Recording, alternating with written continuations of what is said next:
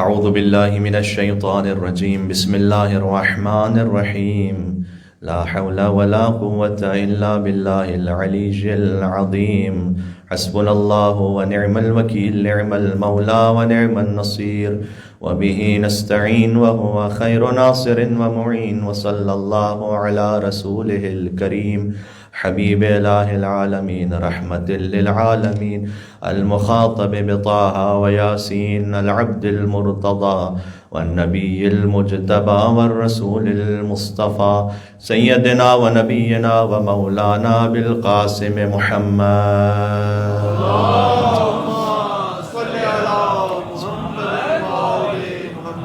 وعلى آله الطيبين الطاهرين المعصومين المظلومين سيما بقية الله في الأراضين الذين أذهب الله عنهم الرجس وطهرهم تطهيرا اللهم صل على محمد وآل محمد واللعنة الدائمة على أعدائهم أجمعين. توسل از امام جواد علیہ السلام.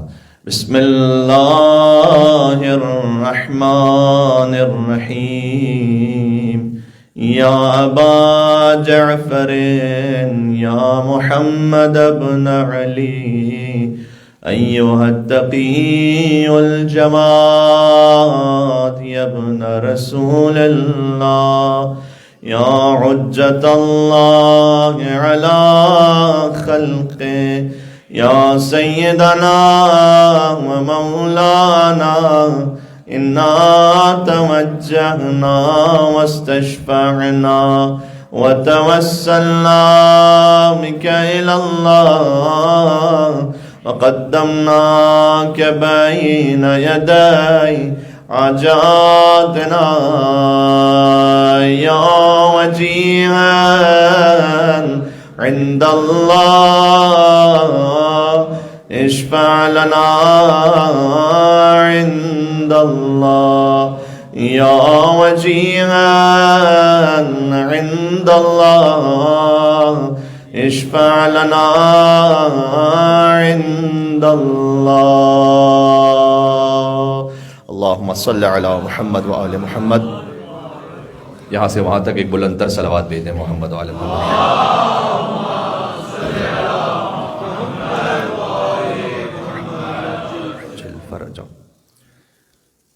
مجلس شہادت امام ابو جعفر محمد ابن علی التقی الجواد علیہ السلام ہے.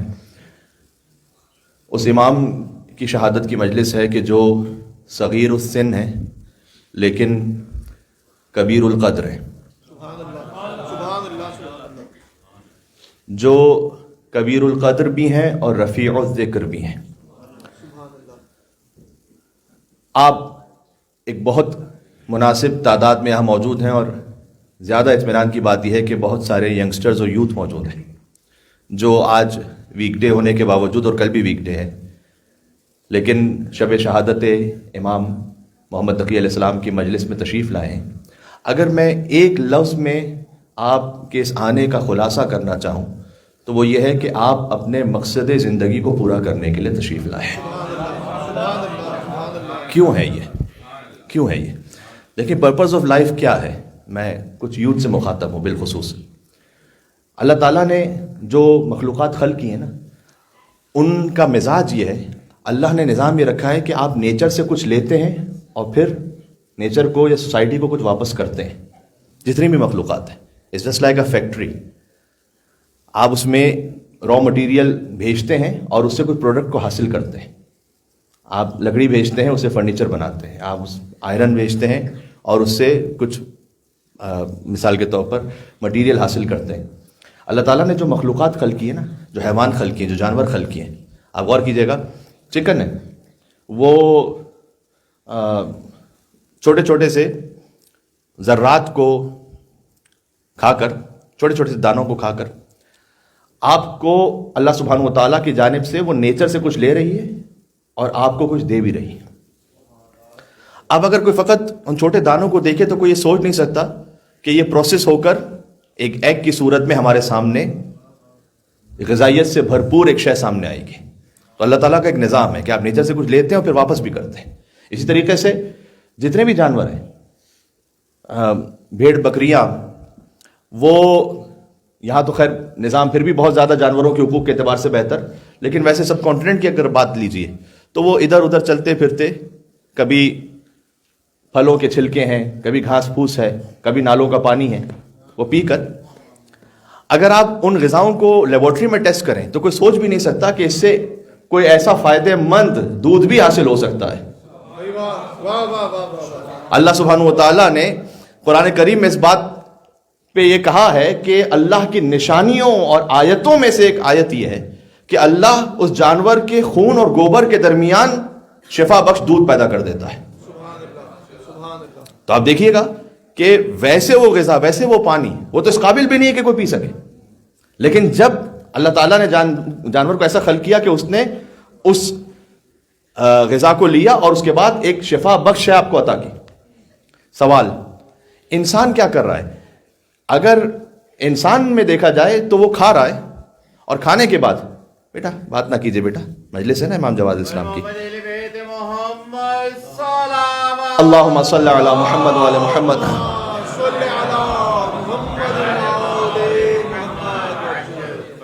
گفتگو مختصر بھی ہے، آپ یہاں تعداد میں تشریف بھی لائے ہوئے ہیں، تو میں چاہتا یہ ہوں کہ اس کا احترام رکھتے ہوئے میں بات کو مختصراً آپ کی خدمت پیش کر کے مسائل پہ چلا جاؤں۔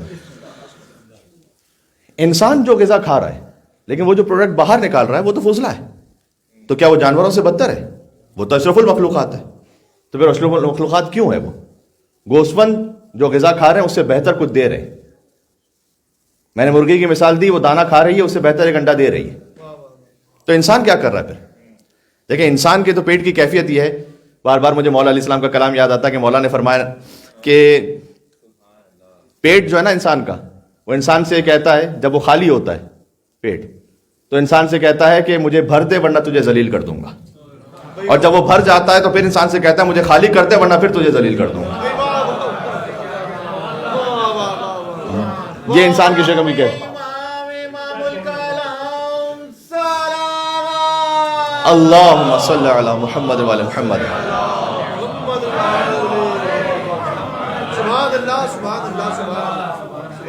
انسان کا جو شکم ہے نا وہ اس کو آواز دیتا ہے جب وہ خالی ہوتا ہے تو تو مجھے بھر دے ورنہ ہیومیلیٹ ہو جائے گا، تو یا تو کوئی غلط کام کرے گا اس کی خاطر، یا کسی کے سامنے ہاتھ پھیلائے گا، عزت ختم ہو جائے گی، مجھے بھر دے، اور جب وہ بھر جاتا ہے تو پھر کہتا ہے مجھے خالی کر دے ورنہ پھر بے عزت ہو جائے گا۔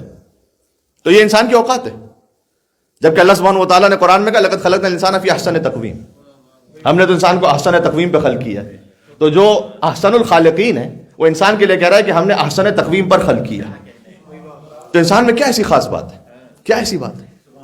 انسان میں جو خاص بات ہے وہ یہ ہے کہ انسان جب ان نعمتوں کو دیکھتا ہے نا تو یہاں رک نہیں جاتا، وہ غور و فکر کر کے ان نعمتوں کو عطا کرنے والے کی طرف سفر طے کرتا ہے۔ اسی کو سادہ الفاظ میں معرفت کہتے ہیں،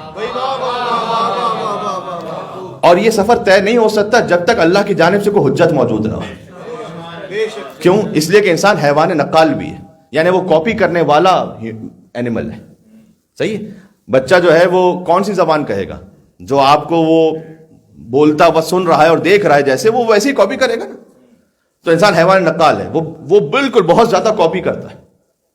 تو اگر آپ اللہ سبحانہ و تعالیٰ کی بارگاہ میں آگے بڑھنا چاہتے ہیں تو اللہ پر گویا اس کی حکمت کا تقاضا ہے، اس کے اعتبار سے اس پر فرض ہے کہ وہ کوئی ایسا آپ کے سامنے سیرت کا نمونہ پیش کر دے کہ جب آپ اسے کاپی کرنا چاہیں تو آپ کے ذہن میں ذرا برابر بھی ڈاؤٹ نہ آئے کہ اگر میں اسے کاپی کر رہا ہوں تو کوئی خطا کا امکان تو نہیں ہے۔ تو اللہ رب العزت کی جانب سے آواز آئے گی کہ نہ صرف خطا کا امکان نہیں بلکہ ترک اولا کا بھی امکان نہیں ہے، ایبسولوٹ معصوم۔ تو جب آپ کسی معصوم کی مجلس سے شہادت میں تجلیل کی خاطر، ان کو تعزیت پیش کرنے کی خاطر تشریف لائیں، اس کا مطلب یہ ہے کہ آپ اپنے مقصد حیات کی طرف ایک قدم بڑھا رہے ہیں۔ یہ بات سمجھ میں آ رہی ہے کتنا اہم ہے شاعر اللہ کو زندہ کرنا، اور کتنا اہم ہے خود اس میں شریک ہونا اور اپنے بچوں کو یہاں پر لے کر آنا۔ تو الحمدللہ ایک تو یہ کہ ان جوانوں اور یوتھ کے لیے بالخصوص کہ جب آپ کسی امام معصوم کا ذکر سن رہے ہیں، اور آج جس امام کی مجلس ہے وہ جوان شہید ہوئے، بچپن میں منصب امامت پر فائز ہو گئے اور جوانی میں شہید ہو گئے، گویا آج امام رضا کے علی اکبر کی مجلس ہے۔ جو کہ 25 سال کے سن میں امام شہید ہوئے. 29 ذی القعدہ 220 ہجری امام کی شہادت ہے. اور امام کے لیے وہ کلام امام رضا علیہ السلام نے ارشاد فرمایا کہ آپ کو ایسا کلام کسی اور امام کے بارے میں نہیں ملتا. ہر امام کی ایک ایسی خاصیت ہے اور انفرادیت ہے کہ جب آپ ان امام کی مجلس میں جشن میں گفتگو کیجیے تو لگتا ہے کہ وہ سارے کمالات کا مجموعہ یہیں آ کے جمع ہو گیا. کیونکہ ایک تو یہ ہے کہ کلنا نور واحد، سب کے سب نور واحد ہے، اور دوسرا یہ کہ پھر ہر امام کی زندگی سے ایک ایسا خاص پہلو نکلتا ہے. مثال کے طور پر امام جواد علیہ السلام، ایک تو خود لقب سے ظاہر ہے، نام تو محمد ہے صلی اللہ علیہ وآلہ وسلم، اپنے جد کے نام پر ہے، اللہم صلی علی محمد وآل محمد. حضور کا نام گرامی زبان پر آیا اور آپ نے صلوات بھیجی تو میں یہ بھی ذکر کرتا ہوں کہ حضور نے اپنے جب اس فرزند کا ذکر کیا امام جواد علیہ السلام کا تو فرمایا تھا کہ بے ابی ابن الاماء النوبیۃ طیبہ.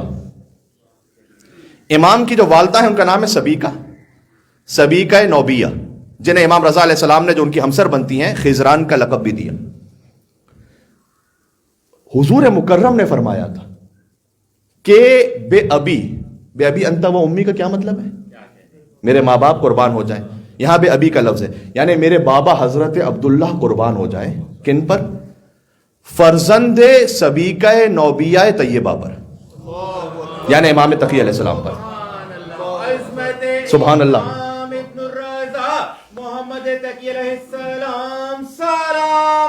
اللہم صلی علی محمد وعلی محمد. خاص یہاں پر امام کا نام لینے کے بجائے امام کی والدہ سے یاد کیا حضور مکرم نے. حضور مکرم نے امام کی والدہ سے یاد کر کے انہیں طیبہ بھی کہا اور اس بات کو سمجھایا کہ فرزند امام جواد ہو تو ماں پھر سبیکہ خاتون جیسی ہو تو پھر اس صدف میں نور امامت پرورش پائے. کیا اشہد انک کنت نورا فی الاصلاب الشامخہ والارحام المطہرہ کا مصداق پورا ہو جائے. لہذا یہاں پر خود فیملی لائف کے حوالے سے بہت اہم پیغام ہے کہ جو طیب و طاہر زندگی آپ گزاریں گے اس کا اثر بچوں میں آنے والا ہے اور یہ وراثت میں اس طریقے سے پہنچتا ہے. اور ماں کا اثر اتنا زیادہ ہے کہ اگرچہ کہ امام یہاں آ کر نہیں بنا کرتے، وہ اللہ کے پاس سے بن کر آتے ہیں، لیکن ان کے دنیا میں آنے کے لیے ماں کا اہتمام اتنا خاص الخاص ہے کہ حضرت ماریہ قبطیہ کی نسل سے ہیں یہ اور مصر کے علاقے میں رہنے والی ہیں. امام جہاں پر رہتے ہیں وہاں سے سینکڑوں اور ہزاروں کلومیٹر دور، اور وہاں سے اللہ سبحانہ و تعالیٰ اہتمام فرمائے کہ کوئی اور طریقہ تو تھا نہیں، بظاہر ایک کنیز کی صورت میں وہ آئیں اور امام رضا علیہ السلام کے ہمسر قرار پائیں. یہاں تک کہ ابن سلیج سے 7ویں امام یہ فرمائے کہ جب وہ مکہ کی وادی سے گزر رہے تھے اور ابن سلیج بھی ان کے ساتھ تھا تو امام نے کہا کہ کچھ دنوں بعد مجھے قید کر لیا جائے گا، لیکن ایک زمانے بعد تم اسی مقام پر میرے فرزند علی رضا سے ملاقات کرو گے اور وہ فرزند جو میرا علی رضا ہے اس تک دونوں علیوں کی صفات پہنچیں گی، یعنی امام علی مرتضیٰ اور امام علی زین العابدین، ان کی صفات پہنچیں گی میرے فرزند امام علی رضا تک. مولا علی علیہ السلام کی شجاعت اور علم اور حکمت اور سید سجاد کی ایثار و قربانی اور صبر و عبادت، یہ سب پہنچ جائے امام علی رضا علیہ السلام تک. اور پھر امام نے کہا ابن سلیج سے کہ میرے فرزند علی رضا کو اللہ ایک کنیز عطا کرے گا جس سے ان کا ازدواج ہوگا اور اس کے بعد جو فرزند عطا ہو وہ ہم ائمہ کے علم کا وارث ہوگا. یہ سب بات ہو رہی امام جواد علیہ السلام کی. اور پھر یہ فرمایا کہ وہ جو کنیز ہیں سبیکہ نوبیہ خیزران، ان تک تم اے ابن سلیج مجھ موسی کاظم کا سلام پہنچا دینا. اب ائمہ علیہ السلام کی ماں کے بارے میں جب گفتگو کرنے لگے تو پھر ایک پوری تفصیل ہے. سبحان اللہ، کیا کہنا. یہ میں اس لیے بار بار کہتا ہوں کہ یہ بہت زیادہ ضروری ہے. اور کل کا جو جشن ہے شب جمعہ، جشن عقد مولا کائنات و بی بی فاطمہ الزہرا سلام اللہ علیہ، اس پہ انشاءاللہ کچھ اور بھی بات کریں گے. اس پر ایک اور مل کے صلوات بھیجیے گا محمد و آل محمد پر، اللہم صلی علی محمد و آل محمد. تو یہ تو ہو گیا امام کا نام محمد صلی اللہ علیہ وآلہ وسلم، حضور کے نام پر چونکہ ہم صلوات بھیجتے ہیں. اور ان کی والدہ کا تھوڑا سا ذکر ہو گیا مجلس میں، بہت لازم تھا مجھ پر ان کے جو القاب ہیں وہ سبھی جانتے ہیں، تقی اور جواد. اور ایک حدیث کا کامل مرقع اگر آپ سمجھ لیں تو یہ القاب ہیں. کیوں؟ اس لیے کہ امام علیہ السلام سے پوچھا گیا کہ بہترین عبدیت کیا ہے، بندگی کیا ہے. امام نے کہا خالق کی اطاعت کرو اور مخلوق کی خدمت کرو. یہ ہے بہترین بندگی، خالق کی اطاعت، مخلوق کی خدمت. خالق کی جو اطاعت کرے اسے تقی کہتے ہیں، مخلوق کی جو خدمت کرے اسے جواد کہتے ہیں.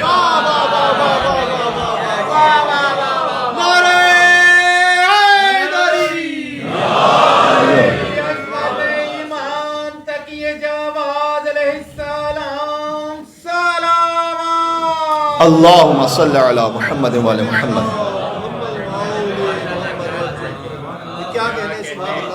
آپ سے گزارش ہے کہ وہاں تک مومنین ہو چکے ہیں، تھوڑا سا قریب تشریف لے آئیے گا تاکہ آنے والے مومنین اور تشریف لاتے جائیں. مل کے صلوات اور بے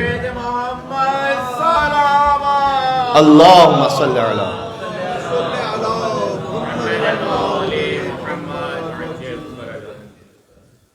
ایک بچہ کمیل حیدر، وہ علیل ہے، 15 دن سے بیمار ہے. ان کی صحت کے لیے دعا کی گزارش کی گئی ہے. اللہ عز و جل جن امام کی مجلس ہے ان کے جد امام موسیٰ کاظم علیہ السلام کے صدقے میں اس بچے کو شفائے کاملہ عطا فرمائے. تو کمال بندگی کیا ہے؟ بندگی جمع ہو جاتی ہے خالق کی اطاعت میں، مخلوق کی خدمت میں. جو خالق کی اطاعت کرے اسے تقی کہتے ہیں، جو مخلوق کی خدمت کرے اسے جواد کہتے ہیں. اب اگر آپ کے ذہن میں ہماری گزشتہ 5-6 سال کی مجالس ہیں تو یہ آپ اچھی طریقے سے جانتے ہیں کہ جواد اور سخی کا فرق کیا ہے.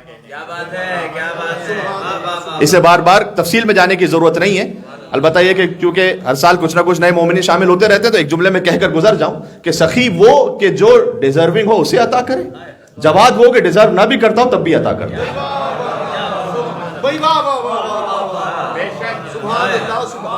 آپ اللہ تعالیٰ کے ناموں میں دیکھیں آپ کو کہیں سخی نہیں ملے گا. اللہ تعالیٰ سخی نہیں ہے، اللہ تعالیٰ جواد ہے. انہ جواد کریم دعا افتتاح میں بھی ہے. اس لیے کہ اگر سخی ہو تو ڈیزرو تو کوئی کرتا ہی نہیں اللہ کے سامنے.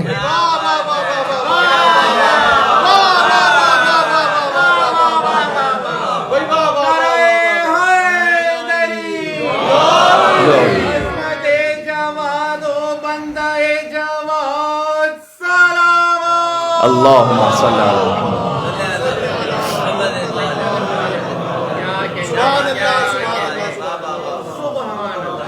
اللہ تعالیٰ سخی نہیں ہے کہ جو ڈیزرو کرے گا اسے دے گا. اللہ تعالیٰ جواد ہے جو بغیر استحقاق کے عطا کرتا ہے. ہمارا استحقاق تھا ہی کیا؟ جب ولادت ہوئی تو ہم نے کیا کر لیا تھا کہ اللہ تعالیٰ اس کے عوض کچھ عطا کرے. اس سے پہلے شکم مادر میں کیا کسی نے کوئی اللہ کی عبادت اطاعت کر لی تھی کہ اللہ تعالیٰ اس کے عوض کچھ عطا کرے. یہ وہی دعائے کمیل سے جملے کو جوڑ لیجئے گا چونکہ آپ شب جمعہ بھی تشریف لاتے ہیں اور آپ کو دعائے کمیل تقریباً بہت سو کو ان کا ترجمے کے ساتھ کم از کم ذہن میں میمورائز اس طرح سے ہے کہ جب آپ پڑھتے ہیں تو ساتھ ساتھ کوئی پڑھنے والے کے ساتھ آپ بھی پڑھ لیتے ہیں. تو یہ بہت اچھا، کلام امام سے نور پیدا ہوتا ہے، کلام حکم نور. تو امام نے نہیں فرمایا کہ پروردگار کہ تو اپنا کرم پہلے ہی کرتا چلا آیا ہے اور جبکہ میں اس کا حقدار نہیں تھا تو ویسا ہی کرم جاری و ساری فرما. کیا بات ہے! یعنی کہ جب کچھ بھی حقدار نہیں تھا تب بھی تو کرم کر رہا ہے. اس کو کہتے ہیں جواد، ایسا عطا کرنے والا کہ جو بغیر حق کو دیکھے عطا کرے. ایک اور فرق یہ ہے کہ سخی سوال کے بعد عطا کرے، جواد سوال سے پہلے عطا کرے. اب امام کے القاب آپ دیکھیے تو تقی اور جواد. اور تقی ہے امام، متقی نہیں ہے، تقی ہے. متقی وہ ہوتا ہے کہ جو تقوی کے راستے پہ چلے. تقی یعنی جس کے وجود میں تقوی سما جائے، جس کا دیکھنا تقوی ہو، جس کا بولنا تقوی ہو، جو خود عین تقوی ہو. تو عرض یہ ہے، مختصر سا کلام ہے. میں چاہتا ہی ہوں کہ اس بات کو بھی تھوڑا سا محسوس کیجئے گا. جوان سے امام کی جو منصب امامت کا زمانہ شروع ہوتا ہے وہ ہے 8 برس کا سن. امام رضا علیہ السلام نے ایک ایسا جملہ ارشاد فرمایا، وہ میں نے فقط بات کہی تھی، وہ جملہ نہیں پیش کر سکا تھا، کہ جو کسی اور امام کے لیے نہیں ہے. لم یولد مولود اعظم برکتا منہ لشیعتنا. امام علیہ السلام 47 ایئرس کے ہو گئے تھے. امام رضا علیہ السلام، ان کے کوئی اولاد نہیں تھی. لوگ انہیں نعوذ باللہ من ذالک ابتر کا تانا بھی دیتے تھے. قیام واقفیہ نے آ کر امام سے پوچھا، واقفی مذہب سے تعلق رکھتا ہے. اس زمانے میں امام علیہ السلام نے جو فتنوں کا سامنا کیا اس میں واقفی مذہب ہے، زیدیہ ہے. واقفی وہ کہ جو 7ویں امام کے بعد اسٹاپ ہو گئے، انہوں نے کہا 7ویں امام پر امامت ختم ہو گئی. اب اتنی سی مختصر سی مجلس میں ساری باتیں تو میں ایک کے بعد ایک نہیں کھول سکتا کہ وہ کیوں فرقہ بنا تھا. بہرحال ہر ایک میں حب دنیا ہے، سمجھ لیجیے. ایک زیدی فرقہ تھا کہ جو زید بن علی زین العابدین علیہ السلام کو امام ماننے والا بن گیا. کچھ خوارج تھے، کچھ غالبی تھے، تو ہر طرف سے امام علیہ السلام نے فتنوں کا سامنا کیا. اچھا، یہ جو واقفی مذہب والا یعنی جس نے 7ویں امام پر امامت کو روک دیا، وہ تو 8ویں امام کو مانتا نہیں نا. تو وہ آ رہا ہے امام کے پاس قیامہ واقفی اور کہتا ہے کہ کیا یہ ممکن ہے کہ ایک وقت میں 2 امام ہوں؟ امام نے کہا امام 2 ہو سکتے ہیں لیکن منصب امامت ایک ہی کے پاس ہے. تو کہا اگر 2 ہو جائیں تو کیا ہوگا؟ امام نے کہا پھر ان میں سے ایک صامت ہوگا، ایک ناطق ہوگا. سبحان اللہ سبحان اللہ سبحان اللہ سبحان اللہ سبحان اللہ سبحان اللہ. اس نے کہا کہ صامت تو قرآن ہے، ناطق آپ نہیں ہے، نعوذ باللہ من ذالک، اس لیے کہ آپ کی کوئی اولاد نہیں ہے.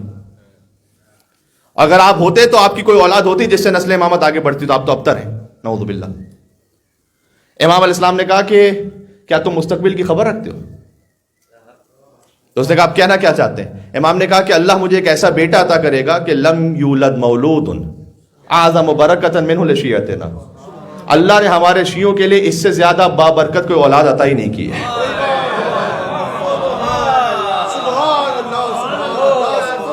یہ ہے امام جواد. اللہ اکبر.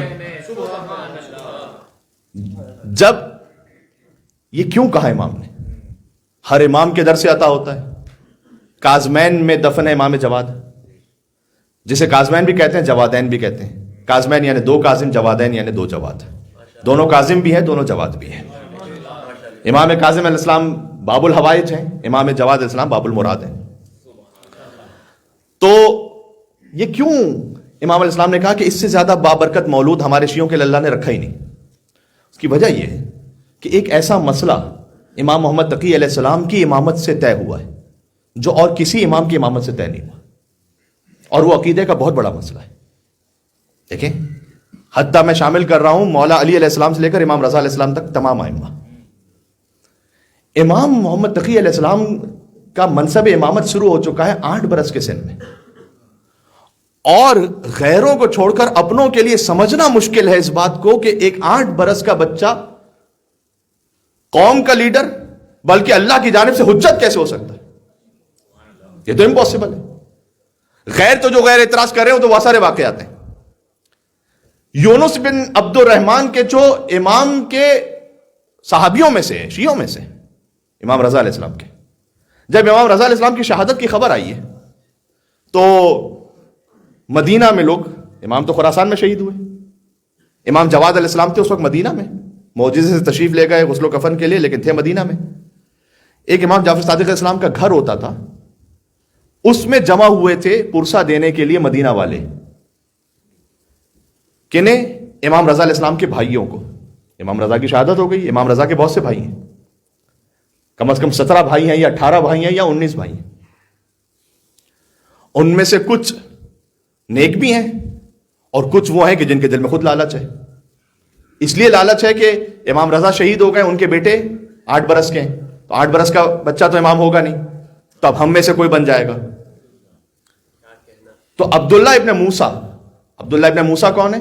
امام موسیٰ کاظم کی اولاد، امام رضا کے بھائی. وہ تعزیت لینے کے لیے بیٹھ گئے اور لوگ ان کے ہاتھ پر آ کے بیعت بھی کر رہے ہیں مدینہ میں. مجھے پھر مولا علی کا ایک کلام یاد آ رہا ہے. مولا نے فرمایا کہ جسے اس کا عمل گرا دے اسے اس کا نسب نہیں اٹھا سکتا.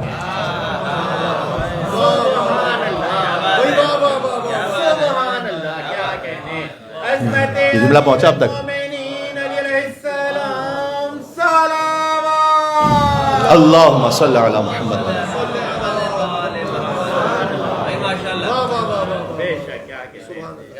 کسی کا عمل ہی گرا ہوا ہو تو اس کا نسب اسے نہیں اٹھا دے گا، اور کسی کا عمل عظیم اور عرفہ ہو تو اس کا نسب اسے گرا نہیں دے گا.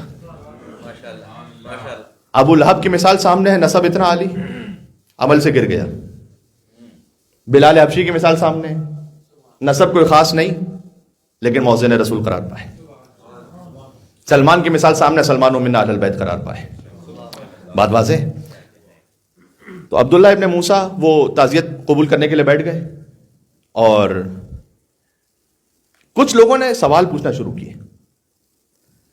امام رضا علیہ السلام نے پہلے ہی فرما دیا تھا، دیکھو حجت کی پہچان یہ ہے کہ اگر تم اس سے کوئی سوال پوچھو تو اللہ کی طرف سے جو حجت ہے وہ جواب میں یہ نہیں کہے گا لا ادری مجھے نہیں معلوم. اگر آپ کو معلوم کرنا ہے کہ کون حجت ہے یا کون حجت نہیں ہے تو اس کا سادہ طریقہ امام رضا علیہ السلام نے فرمایا کہ کوئی سوال پوچھا جائے اس سے اور اگر جواب میں کہہ دے لا ادری مجھے نہیں معلوم، تو وہ کوئی عالم ہو سکتا ہے کہ اس کو ابھی نہیں معلوم، وہ فقیہ بھی ہو سکتا ہے، وہ مرجع تقلید بھی ہو سکتا ہے، لیکن وہ حجت خدا نہیں ہو سکتا.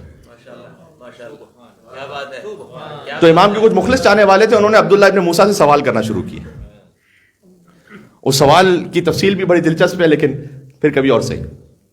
اور وہ ہچکچایا جواب دینے میں عبداللہ ابن موسیٰ. اتنے میں ایک 8 برس کا بچہ داخل ہوا اور عبداللہ ابن موسیٰ کے پاس پہنچ کر کہا یا عم، اے چچا اتق اللہ، اللہ سے ڈرو. اللہ اعلم حیث یجعل رسالتہ، قرآن کی آیت پڑھی کہ اللہ خوب جانتا ہے کہ اپنی رسالت کو کس مقام پر رکھنا ہے. اچھا یہ معاملہ وہ ہے کہ لوگوں کے لیے اسے قبول کرنا بڑا مشکل ہے.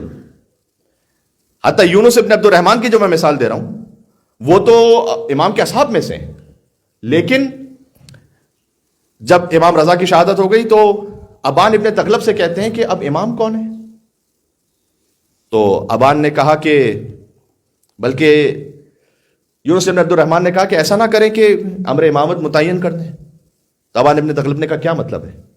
علی ابن موسیٰ رضا متعین کر کے گئے، کہیں 8 برس کے بچے کے لیے تو کم از کم ایسا کریں ان کا نائب تو رکھ لیں ابھی تاکہ ان کے پیچھے نماز پڑھ سکے، کیونکہ 8 برس کا بچہ تو نماز کی امامت نہیں کروائے گا. تو ابان ابن تغلب نے یہ روایت میں دیکھیں امر امامت کے بارے میں اتنے سیریس ہوتے تھے صاحب، انہوں نے یونس عبد الرحمن کو گلے سے پکڑا اور کہا خبردار، اللہ سبحانہ و تعالی کی جانب سے جو متعین حجت ہے اس بارے میں اپنا خیال یا اپنا قیاس نہ لے کر آنا، خبردار. اور پھر آیت پڑھی وَآتَيْنَاهُ الْحُكْمَ الصَّبِيًّا، کیا تم نے یحییٰ علیہ السلام کے لیے قرآن میں نہیں کہا کہ اللہ نے انہیں بچپن میں نبوت عطا کی ہے؟ اور ان سے بڑھ کر انی عبداللہ اتانی الکتاب وجعلنی نبیّا، عیسیٰ علیہ السلام نے گہوارے میں کہا کہ میں اللہ کا بندہ ہوں، اس نے مجھے کتاب عطا کی اور نبی بنایا ہے. یہ ابان ابن تغلب نے جواب دیا. تو ایک ایسا معاملہ امام جواد علیہ السلام کی امامت سے طے ہوتا ہے کہ امام میں صغیر و کبیر نہیں ہے، جو ہے امام اللہ کی جانب سے وہ حجت ہے. ان کے صغیر بھی وہی ہیں کہ جو کبیر ہے، یعنی امام جواد علیہ السلام کا وہی علم کہ جو 60 برس کے سن میں ممبر کوفہ پر علی ابن ابی طالب علیہ السلام کا، کوئی فرق نہیں. اس عقیدے کا پختہ ہونا ضروری ہے اور اس سے بہت سارے مسائل حل ہوں گے. اس سے مسائل یہ حل ہوں گے کہ جب آپ کے ذہن میں یہ سوال آئے کہ کیسے ممکن ہے کہ مثال کے طور پر علی ابن ابی طالب علیہ السلام 2 انگلیوں سے باب خیبر اکھاڑ دیں، تو آپ قیاس نہ کیجئے اپنے کسی بھی معاملے کو امامت سے. لا یقاس بنا احد، پہلے امامت کو سمجھ لیجئے، سمجھ کر اس پر یقین کر لیجئے، اور جب یقین کر لیجئے تو پھر اللہ کی جانب سے حجت سمجھ لیجئے. وہ بقول قمر جلالوی صاحب کہ غنیمت جانیے 2 انگلیوں پہ باب خیبر ہے، غنیمت جانیے 2 انگلیوں پہ باب خیبر ہے، جو 5 انگلیاں اٹھتی تو عرش و فرش اٹھ جاتا ہے.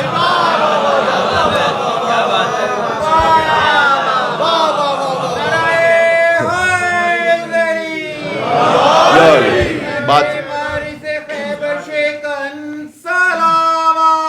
اللہم صلی علی محمد وعلی محمد.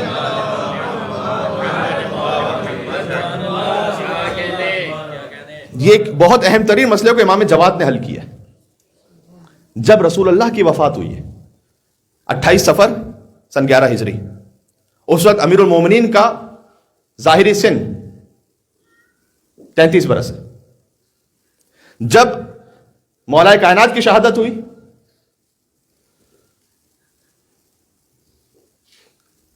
21 رمضان 41 ہجری، امام حسن علیہ السلام کا سن 37 برس ہے. امام حسن علیہ السلام کی شہادت 28 صفر سن 50 ہجری، امام حسین علیہ السلام کا سن 47 برس ہے 47. امام حسین علیہ السلام کی شہادت ہے عاشور کا دن 10 محرم 61 ہجری، امام زین العابدین علیہ السلام کا سن 23 ایئرز ہے. امام زین العابدین علیہ السلام کی شہادت ہوئی 25 محرم 95 ہجری، امام باقر علیہ السلام کا سن 38 ایئرز ہے. امام باقر علیہ السلام کی شہادت ہوئی 7 ذی الحج، اگلے مہینے شہادت کی تاریخ آ رہی ہے، سن 114 ہجری. امام صادق علیہ السلام کا سن 31 برس ہے. امام صادق علیہ السلام کی شہادت ہوئی 25 شوال 148 ہجری، امام موسیٰ کاظم علیہ السلام کا سن 20 ایئرز ہے. امام موسیٰ کاظم علیہ السلام کی شہادت ہوئی 25 رجب 183 ہجری، امام رضا علیہ السلام کا سن 35 ایئرز ہے. امام رضا علیہ السلام کی شہادت ہوئی آخر سفر 203 ہجری، امام جواد علیہ السلام کا سن 8 برس ہے. یہاں سے معاملہ ہے. اب یہ کیا؟ لہذا امام کہہ رہے ہیں کہ ہمارے شیعوں کے لیے اس سے زیادہ بابرکت مولود اللہ نے نہیں بھیجا. کیا بات ہے، کیا بات ہے. میں بات کو اختتام تک پہنچاتا ہوں. یہ جو برکت کا لفظ امام نے استعمال کیا نا، اس کا مطلب کیا ہے؟ برکت کا مطلب یہ ہے کہ جس کا فیض کبھی ختم نہ ہو. آپ کو دعاؤں میں ملے گا، رزق میں کثرت نہیں مانگی گئی، برکت مانگی گئی. وَبَرَكَةً فِي الرِّزْقِ. آپ اپنے رزق میں فقط کثرت نہ مانگے، برکت مانگے. کبھی مال کسی کا بہت زیادہ بڑھ جاتا ہے لیکن برکت نہیں ہوتی. کبھی کسی کے مال میں ایسی برکت اللہ تعالیٰ کرتا ہے کہ نسل بعد نسل وہ صدقہ جاریہ امام معصوم کے ہاتھ میں بن جائے. میں آپ کے سامنے ایک مثال دیتا ہوں. مخیرق ایک یہودی ہے، وہ رسول اللہ کے پاس آیا جنگ احد سے پہلے. اس نے کہا کہ یا رسول اللہ میں مسلمان ہونا چاہتا ہوں. حضور کی حقانیت کا کلمہ پڑھا، مسلمان ہو گیا. اس کے 7 باغ تھے، 7 باغوں کے نام بھی لکھے ہوئے تاریخ میں. ان ناموں کی اپنی تفصیل اپنے مقام پر. اس نے کہا کہ میرا کوئی اور وارث نہیں ہے، یا کسی کو شاید بنانا نہیں چاہتا تھا. کہا میں نے آپ کو سب ہدیہ دے دیا، یہ 7 باغ آپ کے ہوئے، مجھے جنگ احد میں جانے دیں آپ کی نصرت کرنے کے لیے. گیا، جنگ میں شہید ہو گیا، شہداء جنگ احد میں سے. یہ 7 باغ رسول اللہ کے پاس آئے. البساتین السبعہ، یہ باقاعدہ تاریخ میں اس کے نام موجود ہیں کہ 7 باغ. یہ 7 باغ رسول اللہ نے بی بی فاطمہ کو ہدیہ کیے تھے. فدق الگ ہے، یہ 7 باغ الگ ہیں. فدق غصب ہوا تھا، یہ 7 باغ بہرحال اس وقت غصب ہونے سے رہ گئے. فدق کی آمدنی بہت زیادہ تھی لیکن ان کی بھی آمدنی تھی. یہ جو ایک سوال ہوتا ہے کہ ائمہ علیہ السلام اتنا انفاق کیسے کرتے تھے؟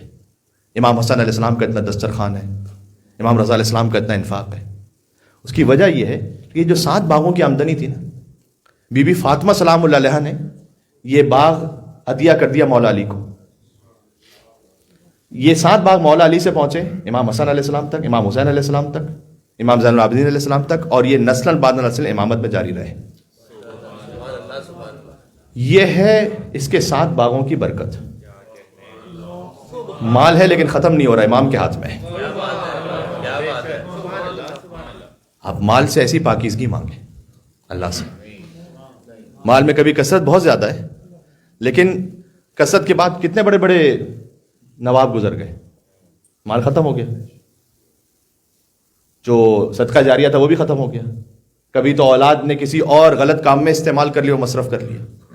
لیکن یہ جو 7 باغ ہیں یہ ہر دور میں حجت خدا کے ہاتھ میں رہتے رہے اور مسکینوں تک پہنچتا رہا اس کا مال. بہت سینسیٹیو موضوع کو اس وقت چھیڑنا زیادہ تفصیل میں نہیں چاہتا. یہ کہ ہم اپنے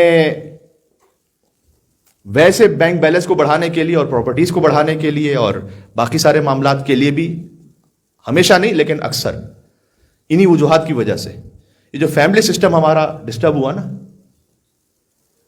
کہ دونوں ہی گھر سے باہر جائیں مستقل بنیادوں پر، اس میں آپ غور کیجئے گا کہ مال میں کثرت مل جائے گی لیکن برکت مل رہی ہے یا نہیں مل رہی.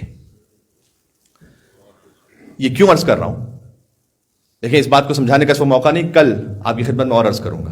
بعض لوگوں کے لیے واقعی مجبوریاں ہوتی ہیں، اور میں ہرگز یہ نہیں کہنا چاہ رہا کہ ایک خاتون کے لیے باہر جا کر مثال کے طور پر اپنے فائنینسز کو حاصل کرنا یہ کوئی غلط ہے یا شرعاً جائز نہیں ہے، میں ہرگز یہ نہیں کہنا چاہ رہا. لیکن جو شریعت نے بہرحال لائن ڈرا کی وہ یہ کہ پارٹنر آپ کو نہیں بنایا، پارٹنر یہاں کی ٹرم ہے، ہسبینڈ اینڈ وائف بنایا ہے، دونوں میں فرق ہے. کو رسپانسبلٹی گھر کے اندر کی رکھی ہے ایک خاتون کی، باہر کی رکھی ہے ایک مرد کی، بنیادی رسپانسبلٹی. جب آپ اس سسٹم کو چھیڑتے ہیں تو اس کے اثرات بھی آتے ہیں. یہ نہ سمجھیے کہ خاتون اگر گھر میں بیٹھ کر گھر کا کوئی کام کر رہی ہوں تو وہ وقت ضائع کر رہی ہے. یہ جو اس کے بچے دیکھ رہے ہیں نا اسے، اور خاص طور پر ماں کے ہاتھ کا کھانا کھا رہے ہیں، اس کے جو اثرات پہنچ رہے ہیں وہ کسی مال سے نہیں خرید سکتے. اسی خدمت کے دوران جب وہ نماز کا وقت آئے تو روک کر نماز پڑھنے لگے، اور بچے یہ دیکھ رہے ہیں کہ ہماری ماں مصلی عبادت پر کھڑی ہو گئی. تو میں نے کہا ہر ایک کے سرکمٹانسز الگ ہوتے ہیں، تو ہو سکتا ہے کہ بعض افراد بامر مجبوری، بعض ڈاکومنٹیشنز کے مسائل کی وجہ سے ہوتا ہے، کچھ اور معاملات کی وجہ سے ہوتا ہے، لیکن اسے آپ زندگی کا نارمل حصہ نہ سمجھ لیں. اتنی گزارش ہے، یہ نارمل روٹین نہیں ہے زندگی کا جو ریلیجس لائف اللہ سبحانہ و تعالیٰ نے ہمیں سکھلائی ہے. تو عرض خدمت یہ ہے کہ اب یہ ایک دم ہی سناٹا ہو گیا، تو کیونکہ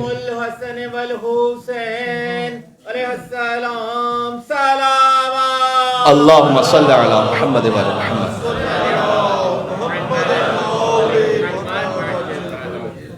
عالم دین کا ایک اچھا جملہ ہے، انہوں نے یہ کہا تھا کہ ہم اس بات کی قطعاً مخالفت نہیں کرتے کہ خاتون وہ باہر جا کر فرض کیجئے کہ اپنے مشغولیات میں مصروف رہیں، لیکن یہ ہسبینڈ اینڈ وائف کے رشتے کی کاسٹ پر نہیں ہونا چاہیے. اس میں ساری بات ہے. تربیت اولاد کی کاسٹ پر نہیں ہونا چاہیے.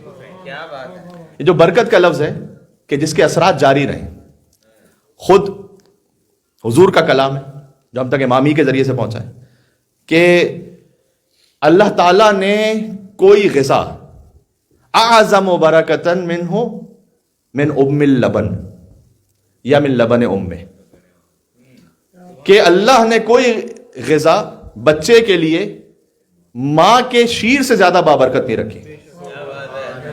اب وہ سسٹم ہی ختم ہو گیا. کیوں؟ اس لیے کہ جیسی بچے کی ولادت ہو تو 2 سے 3 مہینے بعد فرض کیجئے کہ آپ نے پھر جوائن کرنا ہے، اور بچہ پھر ہو سکتا ہے کہ 1.5-2 سال بعد پھر چائلڈ کیئر میں چلا جائے گا. تو بہرحال اس کے اثرات کہیں نہ کہیں ظاہر ہوتے ہیں، اور پھر بعد میں بہت سے والدین پریشان ہو جاتے ہیں اور آ کر کہتے ہیں کہ مولانا صاحب اب بچہ بات نہیں مان رہا، یا وہ اپنی فریڈم چاہتا ہے. تو جب آپ نے اپنی فریڈم انجوائے کر لی تو پھر بچہ بھی حق رکھتا ہے سامنے پلٹ کر. پھر وہ اپنی جو مصروفیت ہے، پھر وہ اپنی کمپینین شپ جو ہے وہ گیجٹس میں ڈھونڈ لیتا ہے، اور اس کے بعد پھر بسا اوقات، سب جگہ نہیں، کچھ کیسز ایسے بھی آ جاتے ہیں کہ پھر ایسے وہ ان معاملات میں آگے بڑھ جاتا ہے، بالخصوص گیمنگ اور اس کے بعد چیٹنگ. گیمنگ بھی تھوڑی خطرناک ہے اگر حد سے زیادہ بڑھ جائے، اور اس سے زیادہ مہلک ہے کہ چیٹنگ بھی ساتھ میں ہو. میں آپ کو پاکستان کے کیسز تو آپ کے ذہن میں ہیں، دعا ظاہرہ کیس اور سارے کیسز، کہ کس طریقے سے ٹریپ ہوتا ہے کوئی بچہ. یہاں کے کیسز بھی ہیں جو میں اشارتاً کہہ دوں تاکہ کسی کی طرف اشارہ جائے ہی نہ، لیکن بات سب تک پہنچے تاکہ سب الرٹ رہیں. کہ مثال کے طور پر ایک بچہ یا بچی، میں یہ بھی ذکر نہیں کرنا چاہتا تھا بیٹا یا بیٹی تاکہ کسی کی طرف ذہن نہ جائے، لیکن وہ ایسے مشغول ہو گئے کہ خود ماں باپ کا یہ کہنا کہ ہمیں دین کی طرف لانے والا وہ ہماری یہ اولاد ہے. 5-6 سال پہلے ہمیں دین کی طرف لانے والی ہماری یہ اولاد آج ایسے گیم میں مشغول ہو گئے، وہی بچہ ایسے انوالو ہو گیا کہ پتہ بھی نہ چلا، کہتے پتہ نہیں ہم سے کہاں مس ہوئی بات، کیا وہ اپنے کمرے سے نکلنے کو تیار نہیں. اور اوورسیز سے کچھ لوگوں نے اس کو ایسے ٹریپ کر لیا کہ اس کے ذہن میں یہ سب کچھ خناس بھر دیا کہ تمہارے ماں باپ تو تم پر ظلم کر رہے ہیں, تمہاری اتنی ایج ہو چکی ہے کہ یو شوڈ بی فری. ان کی پابندی کیوں ہے تم پر؟ جاؤ الگ رہو, جاؤ, تمہیں کیا ضرورت ہے کہ تم ہر بات میں ان کی بات مانتے رہو. اور کہہ رہے جب معاملہ اتنا بڑھ گیا کہ بالآخر مجھے وائی فائی بند کرنا پڑا ایک موقع پر تاکہ کچھ تو ہو, تو ایسا ہنگامہ کہ اس کے بعد سنبھل نہیں پایا میں کہ یہ تو کوئی, اس کا مطلب ہے کہ کوئی سولوشن سمجھ نہیں آ رہا بظاہر. تو عزیزان گرامی, بس میں اتنا کہنا چاہتا ہوں کہ آپ, اگرچہ کہ مجھے باتیں بہت سی پڑھنی تھی امام جواد علیہ السلام کے بارے میں, لیکن یہ بھی بڑی اہم بات تھی جو آئی کہ آپ مال میں فقط کثرت ڈھونڈ کے زندگیاں نہ گزاریں, برکت دیکھیں. زندگی بابرکت ہو, اولاد بابرکت ہو, اس پہ بھی توجہ کیجیے گا جس کا اثر جاری رہے. قم میں بڑے بڑے قد خدا گزرے, نواب گزرے, جو ایران میں کہتے ہیں نا جن کے بڑے بڑے مال و دولت کے ہوتے تھے سلسلے, ان کو یہ ٹائٹلز دیے جاتے تھے. لیکن آج موسیٰ ابن خزرج, کیا مال میں ان کے برکت تھی کہ ان کا گھر بیت النور ہے جہاں بی بی معصومہ قم 17 دن رکی, اور اس کا باغ بی بی معصومہ قم کا حرم ہے جہاں بی بی معصومہ قم کو دفن کیا گیا. ایک گھر اور ایک باغ, آج تک اس کی برکتیں جاری ہو ساری ہیں. اللہ جانے, سبحان اللہ. بس بات ختم کر دیں میں.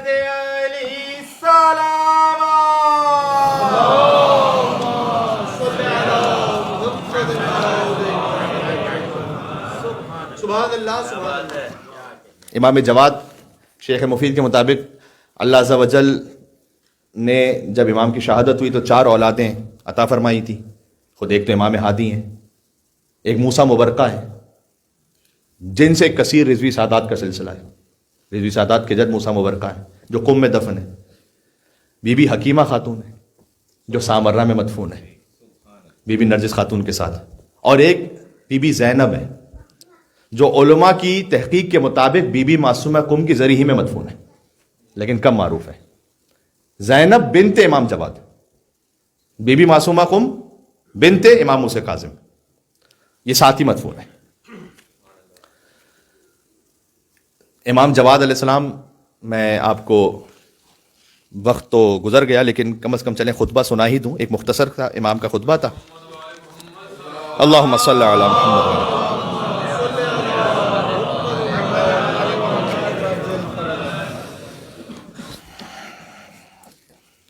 یہ بھی یاد رکھیے گا کہ امام کے زمانے میں جو انحرافات تھے اس میں سے ایک یہ بھی تھا کہ میوزک بہت بڑھ گیا تھا.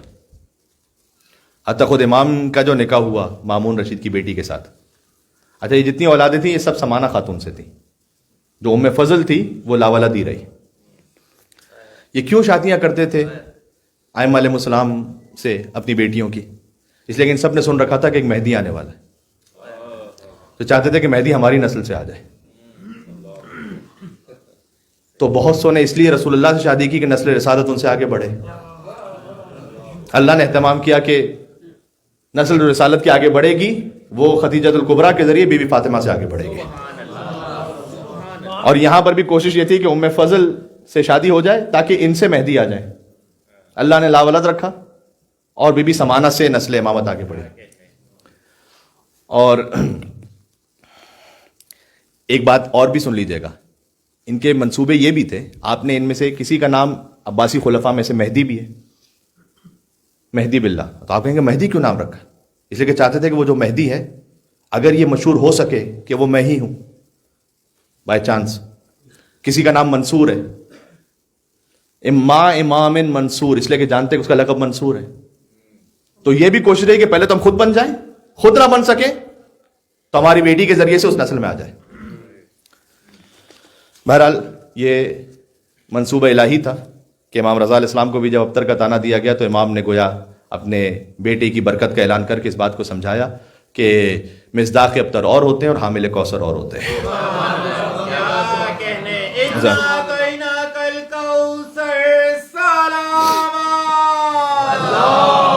اللہم صلی علی محمد وعلی محمد. مجھے اجازت دیں میں چند کلمات پڑھ کے مصائب کی طرف جا رہا ہوں. جب امام رضا علیہ السلام کی شہادت ہوئی تو امام جواد علیہ السلام تھے 8 برس کے سن میں. جانتے ہیں بار بار عرض ہو گیا. وہ آئے اس وقت مسجد نبوی میں اور ممبر پر تشریف لائے اور امام جواد علیہ السلام نے یہ کہنا شروع کیا کہ انا محمد ابن علی الرضا انا الجواد انا العالم بانساب الناس فی الاسلاب. میں جواد ہوں، میں انسانوں کی نسلوں کا جاننے والا ہوں فی الاسلاب، ان کے باپوں کے اسلاب میں.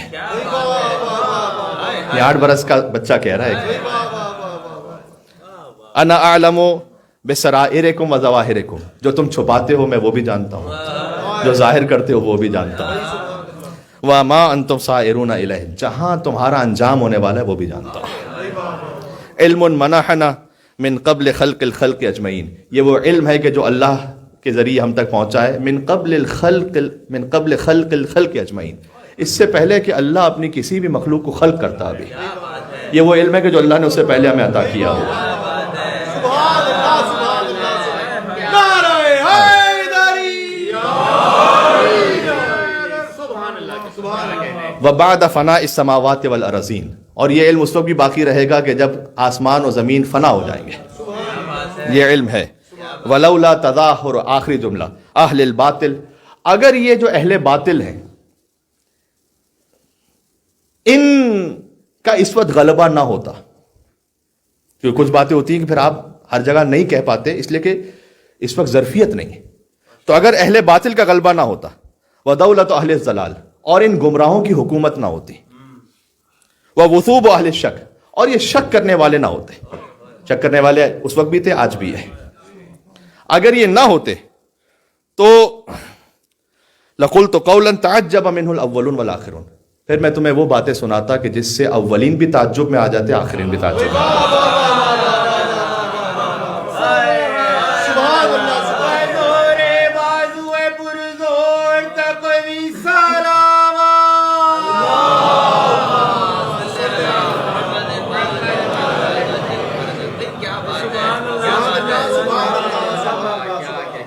یہ امام کا خطبہ ہے ممبر پر.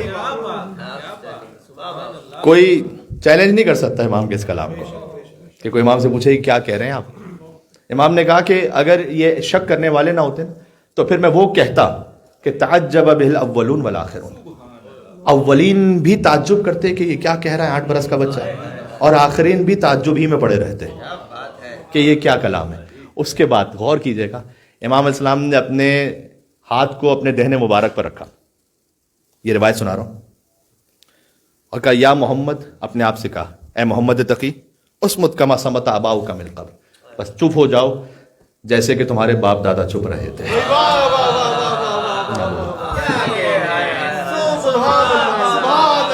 چپ رہو، نہ بولو، نہیں رکھتے اللہ.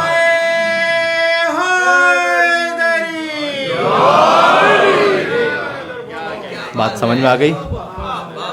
چپ ہو جاؤ جیسے کہ تمہارے باپ دادا چپ رہے تھے.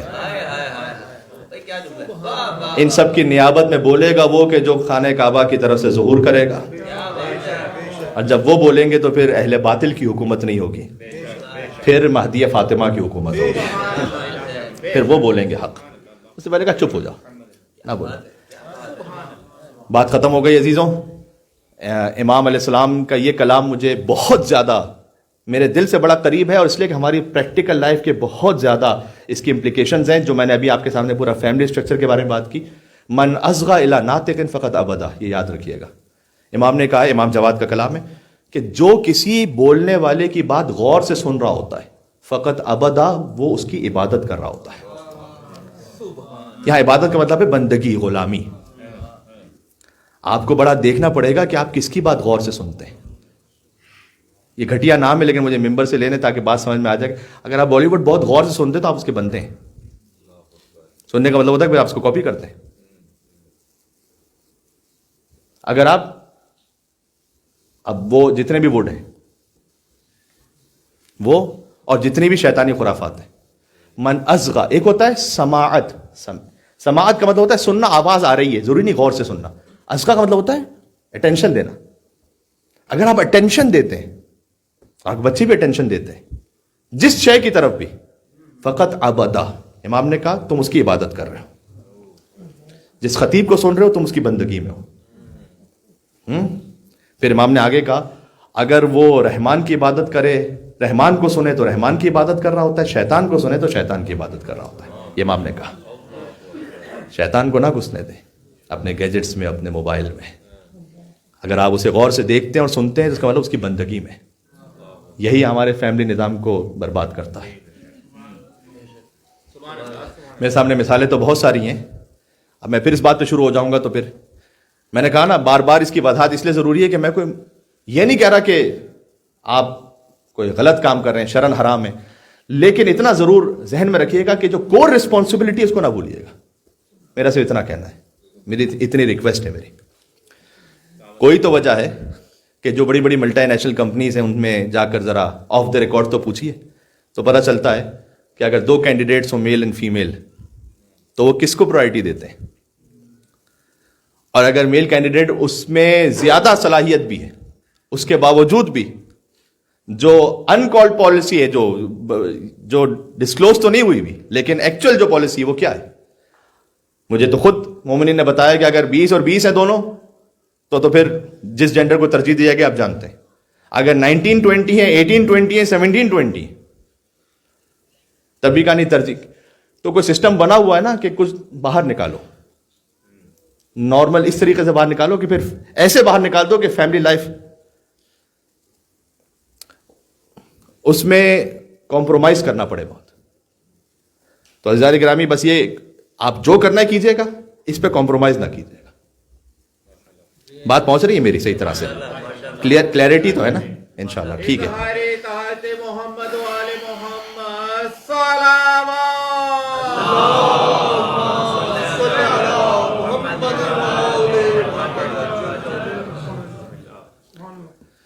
ایک طرف سے میں اس بات کے لیے آپ کا احسان مند بھی رہتا ہوں کہ آپ بڑی سخت باتوں کو بہت اچھے طریقے سے قبول کرتے ہیں, اور دل میں ایک احساس بھی آتا ہے کہ اللہ تعالیٰ ہم سب نے مل کر معنوی سفر طے کرنا ہے, اکیلے نہیں کرنا ہے. تو اللہ تعالیٰ مجھے بھی اور آپ سب کو یہ توفیق عطا فرمائے کہ جہاں کہیں ہم کسی راستے پر ایسے ہوں کہ کہیں نصیحت کی ضرورت ہو تو مجھے بھی نصیحت قبول کرنے کی اور آپ کو بھی نصیحت قبول کرنے کی توفیق ہو. مادیت اور معنویت میں جانتے ہیں فرق کیا ہوتا ہے؟ مادیت اور معنویت میں فرق یہ ہوتا ہے کہ مادیت میں نا دنیا کا جو نظام ہے, اگر 10 دوڑنے والے ہیں, ریس ہو رہی ہے, ایک جیتے گا تو 9 ہاریں گے. معنویت میں ایسا نہیں ہے. وہاں آپ جیتیں گے اس وقت جب آپ باقی 9 کو بھی لے کر ساتھ پہنچیں گے.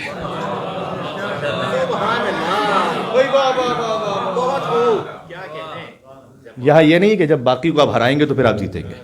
آپ جیتیں گے اس وقت جب آپ خود جنت میں نہیں جائیں گے, جب بقیہ 10 کو اور لے کے جائیں گے تب آپ جیتیں گے. یہ اللہ کے نظام کی خوبصورتی ہے. بس عزیزوں بات مختصر ہوتے ہوتے بھی ایک حد تک کافی طویل ہو گئی. امام کی شب شہادت, تقی امام کا لقب,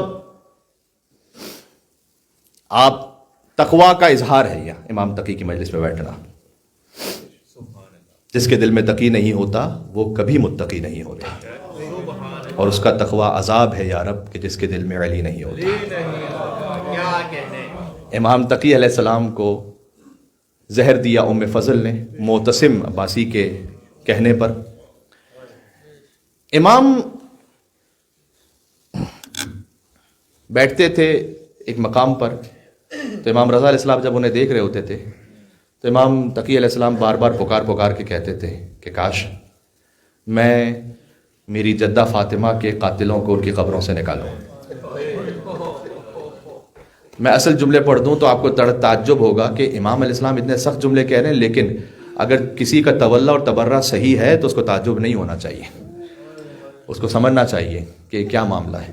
کہ میں اپنی قبروں سے نکالوں اور انہیں سزا دوں اور ان کی لاشوں کو جلا دوں. اور جب امام علیہ السلام شدید غم میں ہوتے تھے نا, امام رضا پوچھتے تھے کہ بیٹا کیا غم ہے؟ کہا بابا وہ ماں فاطمہ زہرا کا غم یاد آ رہا ہے. اب روایت میں پوری تفصیل تو نہیں, بس اتنا ہی جملہ ہے کہ فاطمہ زہرا کا غم یاد آ رہا ہے سلام اللہ علیہ. لیکن امام کو یقیناً یہ یاد آ رہا تھا کہ ان کی ماں پر کیسے دروازہ گرایا گیا. امام کو یقیناً یہ یاد آ رہا تھا کہ فاطمہ زہرا کہ میں کیا کروں، مجھے جملہ کہنے دیں، حیا بھی آتی ہے لیکن مصائب کیسے پہنچیں گے، جس میں اتھر میں کیل پیوست ہو جائے. امام کو یہ یاد آتا ہوگا کہ میری ماں جاتی تھیں اور باپ کی اپنی قبر پہ بیٹھ کر کہتی تھیں بابا صبت علیہ مصائب لو انہا صبت علی الایام سرنا لیالیا. بابا آپ کے بعد ایسے مصائب آئے کہ روزے روشن پر آتے تو تاریک راتوں میں بدل جاتے. بیوی یہ بھی کہتی تھی کہ بابا جب کوئی دنیا سے گزر جاتا ہے تو ہر گزرتے دن کے ساتھ غم تھوڑا کم ہوتا جاتا ہے، لیکن بابا آپ کا غم ہے کہ فاطمہ کے دل میں بڑھتا چلا جا رہا ہے. بابا امام جواد علیہ السلام یہ سب مصائب یاد کر کے روتے تھے، بہت گریا کرتے تھے. امام رضا کہتے تھے انت اہل للامامہ، عجب جملہ امام کا. فرمایا کہ اے بیٹا جواد، یہ جو تمہاری کیفیت ہے نا، لہٰذا تم امامت کے اہل ہو. اس بات کو میں کبھی اور آپ کی خدمت میں عرض کروں گا، یعنی مصائب زہرا پر رونا امامت کی اہلیت میں سے ایک اہلیت ہے. جی آج امام رضا کے علی اکبر کی شہادت ہے. بس فرق یہ ہے کہ کربلا میں جو بوڑھا باپ ہے اس نے اپنا چہرہ اپنے جوان کے چہرے پر رکھ دیا تھا. وَوَضَعَ خَدَّهُ عَلَى خَدِّهِ، حسین نے اپنا رخسار رکھا تھا اکبر کے رخسار پر. جب امام جواد شہید ہوئے تو کوئی موجود نہیں تھا اس وقت وہاں پر. علی اکبر کے رخسار پر جب حسین نے اپنا رخسار رکھا تھا تو یہ فرمایا تھا علی الدنیا بعدک العفا، اے بیٹا آپ کے بعد تو دنیا کی زندگی پر خاک ہے بیٹا. لقد استرحت من ہم الدنیا، اے بیٹا آپ تو دنیا کے غم سے آزاد ہو گئے. وبقی ابوک وحیدا فریدا غریبا، آپ کا بابا تو بالکل تنہا رہ گیا، تنہا اور اکیلا. یہ جن مرحومین کے اصال ثواب کی مجلس ہے، میں ان کی خدمت میں مرحومین تک ثواب بھی پہنچے گا جب آپ صدائے بلند کر کے گریہ فرمائیں گے. خود امام رضا علیہ السلام ان کے بابا کا یہ فرمان ذیشان ہے کہ جب حسین پر رونا آئے اور آنسو اتنے آ جائیں کہ آنسو رخسار تک آ جائیں، کوشش کریں کبھی آنسو بہہ جائیں اتنے کہ رخسار تک بھی پہنچ جائیں. نہ پہنچ سکے تو خود آپ پہنچا دیا کریں اپنے آنسوؤں کو رخسار تک. فرمایا کہ اللہ تعالیٰ گناہوں کو اس کے معاف کر دیتا ہے، صغیراً کان ام کبیراً، چاہے صغیرہ ہوں یا کبیرہ ہوں، قلیلاً کان ام کثیراً، چاہے قلیل ہوں یا کثیر ہوں. پھر کہا کہ اے ابن شبیب، اگر تو چاہتا ہے کہ جنت میں رسول اللہ کے حجرے میں رہے فزور الحسین، تو جا حسین کی زیارت ضرور کرنا. امام جواد کے بابا ہی کا فرمان ہے کہ ان وقعت علی شیء فابکی للحسین، جب بھی کسی شے پر رونا تو حسین پر ضرور رونا. یعنی چاہے اپنے مرحوم ماں باپ پر رونا تب بھی حسین پر رونا، اگر اپنی اولاد پر رونا تب بھی حسین پر رونا، اگر اپنے کسی اور غم میں رونا حسین پر رونا، اور اگر کسی بھی امام پر رونا تو حسین پر ضرور رونا. اس لیے کہ فَإِنَّهُ ذُبِحَ كَمَا ذُبِحَ الْكَبِشُ، اس لیے کہ حسین کو ایسے ذبح کیا گیا جیسے گوسفند ذبح ہوتی ہے.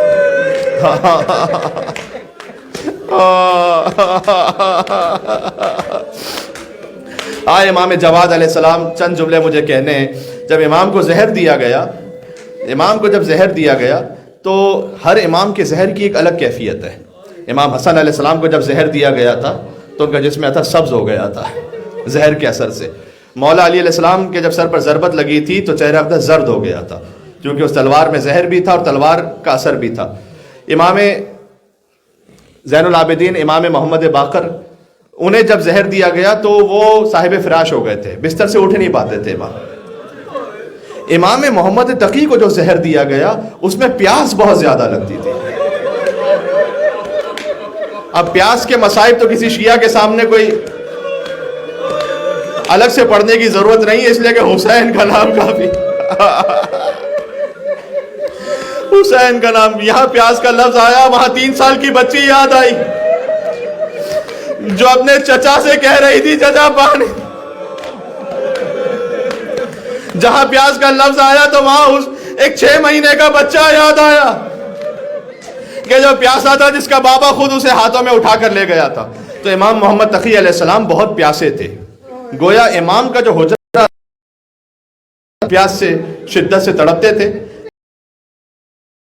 امام علیہ السلام بغداد میں، اور ام فضل لعینہ نے یہ کام کیا کہ جب امام فریاد کرتے تھے نا علتش، چیختے تھے امام، تو اس نے دروازے کو بند کر دیا حجرے کے، کوئی اندر نہ جانے پائے.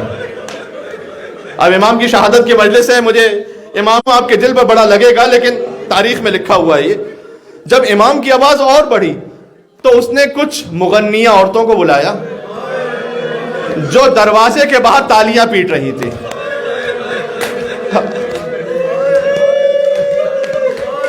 ایک اور لفظ ہے، مجھے معاف کرنا، وہ سیٹیاں بجا رہی تھی دروازے کے باہر. تالیاں پیٹ کر، گانے گا کر، سیٹیاں بجا کر یہ مغنیہ عورتیں باہر گا رہی تھیں اور اندر فاطمہ کا لال جان دے رہا تھا. امام تڑپ رہے تھے تو امام یقیناً پیاس کی شدت سے تڑپ کر زمین پر گرے ہوں گے، لیکن یہ گرنا کجا اور حسین کا ذوالجناح سے گرنا کجا. جب حسین ذوالجناح سے گر،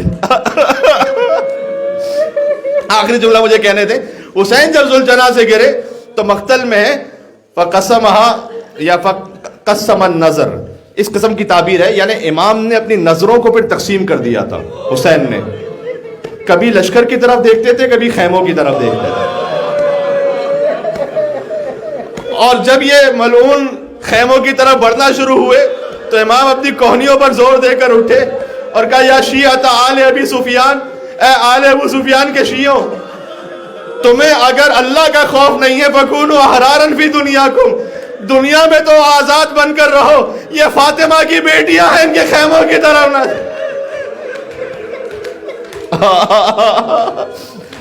امام وہاں تالیاں بجائی جا رہی تھی. امام جواد علیہ السلام نے جان دی. امام علی النقی علیہ السلام 6 برس کے تھے اور مدینہ میں تھے. تو امام ایک لوح پر دیکھ رہے تھے جو اللہ سبحانہ وتعالیٰ کی جانب سے تھی. اس لوح پر دیکھ رہے تھے کہ گویا امام جواد علیہ السلام کی شہادت ہوئی، اور امام جواد علیہ السلام کی شہادت ہوتے ہی امام کے چہرے کا رنگ بدل گیا. امام سے کسی غلام نے پوچھا کہ مولا کیا کیفیت ہے؟ کہ میرے بابا کو ابھی بغداد میں مار دیا گیا. امام معجزے کے ذریعے سے پہنچے اور غسل و کفن کا اہتمام کیا امام نے، اور غسل و کفن کا اہتمام کر کے امام کو اپنے جد کے پہلو میں کازمین میں دفن کیا گیا. بس عزیزوں، لا یومک یومک یا ابا عبداللہ، حسین کی مصیبت جیسا کسی کی مصیبت کا دن نہیں ہے، اس لیے کہ ہر امام کی شہادت تو دردناک ہے، لیکن بہرحال تدفین ہو گئی تھی. کہاں ہیں رونے والے؟ کسی امام کا لاشا 3 دن تک جلتی ریت پر نہیں پڑا رہا. یہ فقط حسین کا لاشا تھا کہ جو بے گور و کفن تھا. جب بعد میں ایک بیمار بیٹا دفنانے آیا بھی تو لاش پر سر موجود نہیں تھا. کسی امام کے لاشے پر، قبر پر یہ نہیں لکھا گیا یہ اس امام کی قبر ہے جسے پیاسا مارا گیا. سجاد نے لکھا یہ اس مظلوم کی قبر ہے جسے 2 نہروں کے درمیان پیاسا سے بھاگا. یا امام علی النقی علیہ السلام برسہ قبول کیجئے گا، یا امام رضا علیہ السلام برسہ قبول کیجئے گا. ایک جوان امام کی شہادت ہو گئی. مجھے ختم کرنے دے بات کو اس مقام پر کہ جب جوان کی شہادت ہو تو بڑا سخت ہوتا ہے. چلے بیٹا تو آ جائے باپ کا لاشا اٹھانے، لیکن بوڑھا باپ جب پہنچے، حسین سے اٹھا نہیں جاتا تھا کربلا میں. عزیزوں، مقتل میں حسین جان دے دیتے اگر زینب نہ آتی. زینب نے آ کر حسین